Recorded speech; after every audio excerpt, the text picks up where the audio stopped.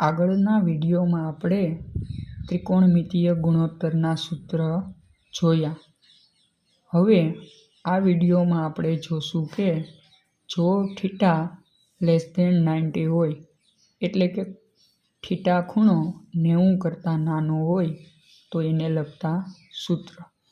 તો એના માટે સૌપ્રથમ કાટકોણ ત્રિકોણ દોરશું. એને નામ આપ A B C. તો બી ખૂણો શું થાય? કાટકોણ. આપણે અહીંયા લખશું કે થીટા <90 એટલે કે 90 કરતાં નાનો એટલે લઘુ કોણ હોય તો. હવે આપણે 6 વિધેયના નામ લખી દેવાના છે. સાઇન, કોસ, ટેન, કોટ, સેક અને કોસેક. ત્યારબાદ આ રીતે બબેની જોડી બનાવી લેવાની.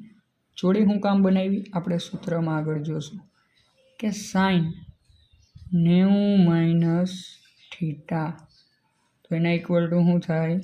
Cos theta.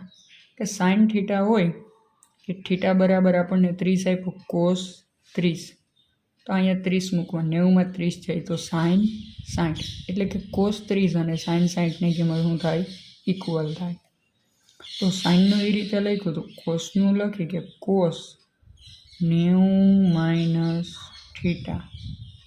તો કોસ આયરે જોડીમાં કોણ છે? સાઇન. તો અહીંયા શું આવી જાય?